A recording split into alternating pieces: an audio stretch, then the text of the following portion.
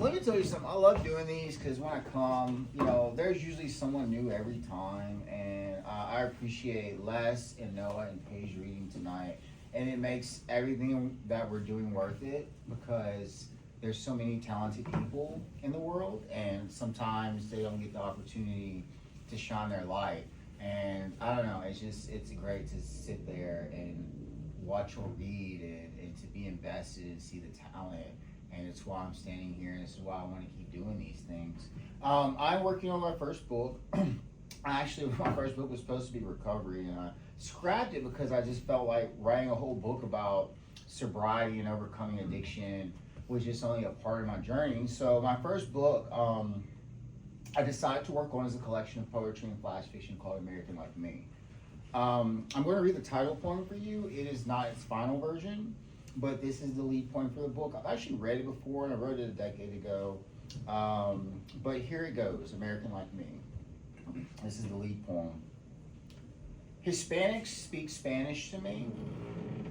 Airports are afraid I'm a Muslim. Blacks think I sound like a white person. Most just don't have no clue what the hell I am. Maybe I just might be American. Though my birth certificate says I'm black, when you look at me, can you tell? Is that too much to ask that I just be American? I feel sorry for the children that are black like me, too scared to love the ones they love, growing up told to pick sides. Children stumble when they can't bubble in American on a standardized test. I don't know any more what white is than black. And when I was a child, I always thought they were crayons. But now I know damn well there is no crayon called American. That's the first one. So the book is broken into three parts. I find my holy trinity is the mind, the body, and the heart. The first phase is American heart, the second part is American mind, and the third part is American body. The first poem I showed you is from the American heart section, which focuses more on universal themes. Another poem in that is going to be called Bisexual Me. I like men and women, that's not a sin. Doesn't mean I desire you. It's not about who. I'm not gay or straight. I don't instigate. I just love. A gift from above. I believe in monogamy. You just think sodomy. All human souls are beautiful to me. I'm just like you, can't you see? Oh, bisexual me. One day I hope to be free of the bullshit of the society for a fair chance to be me. All right, that's bisexual me. All right, this is another one from the American Heart portion. It's called He Likes Me for Me. What boy doesn't think he wants to be some girl's Romeo? Why do we reference such a tragedy as devotion? It's the 21st century. I see more and more. How many boys want to be Juliets? With another man, will another man ever come to love us so? I don't know. I do know there is someone for everyone. But I can't help wondering, will he like me for me? Will he love my scars to tell me they're beautiful? That someone, boy or girl, man or woman, we're all waiting for that someone. The appearance of love, much more glamorous than the struggle. The scars make love more beautiful. Will he like me for me? Not just say he understands me, then walk away feeling confused. Will he like me for me? I think he already does. He just hasn't seen me yet. Only those special someones can see you. There's nothing more romantic than when you open up your struggle. He does the same. You stick together like glue. That's love through all its glory. All right, this next one is from the American Mind portion.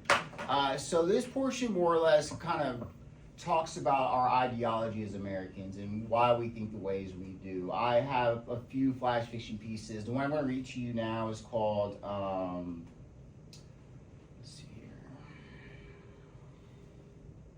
Betsy Ross, the American Flag, and Me. So I came up with this quantum leap idea that I would create myself as a character in my book, and I would go and time travel and go and visit different historical figures. So I go see Betsy Ross in my book, I go see Abraham Lincoln, and I go see Walt Whitman. But this is the Betsy Ross version of it, and this is a flash fiction piece. It's called Betsy Ross, the American Flag and Me. Aren't you proud to be in a country where a woman's creativity made one of the most empowering symbols in the world, the American flag? I am. I wonder what it would be like to go back in time and sit down and talk with our great American flag. I wonder what it would be like to go back in time and sit down and talk while our great American flag was being made by the creative seamstress, Betsy Ross. I imagine myself coming from the future in a time machine to Betsy. I'd be eager to tell her about what America was like today. Then we'd sit and talk about all those great lives that would die for the piece of fabric she was stitching together. Native Americans, European exiles, Confederate and Union slaves, patriotic men, working women, gay families, patriotic veterans, and devoted immigrants, all with that American flag twinkle in their eye. Once I was done telling her about the different fights for freedom, I imagine she'd ask, when will we ever stop fighting for freedom? I would say, I don't know. There would be a short silence, hesitation, and fear mixed with inevitability. When Betsy finished the flag, I imagine Betsy would say to me, would you like to come raise this flag with me? And I would say, of course, because this symbolizes equality.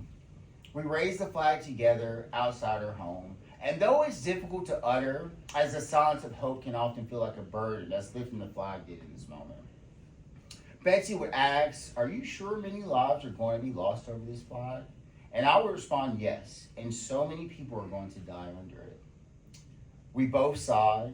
Then as the wind blew, we would look up, still hoping that the flag would someday live up to its power. Today, I still believe in both the American flag and its creator, Betsy Ross, a woman, a standard of freedom that we are still waiting to live up to. All right,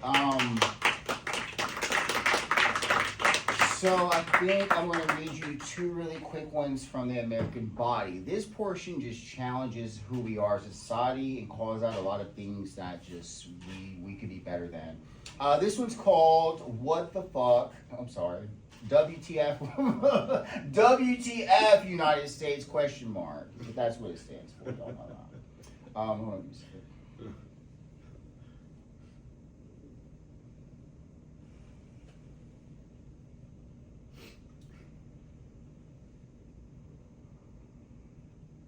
Okay.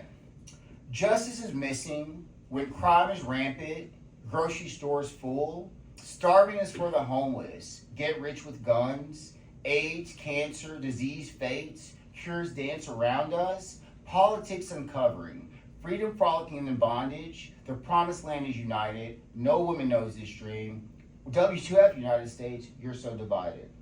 I'm going to read one more for you.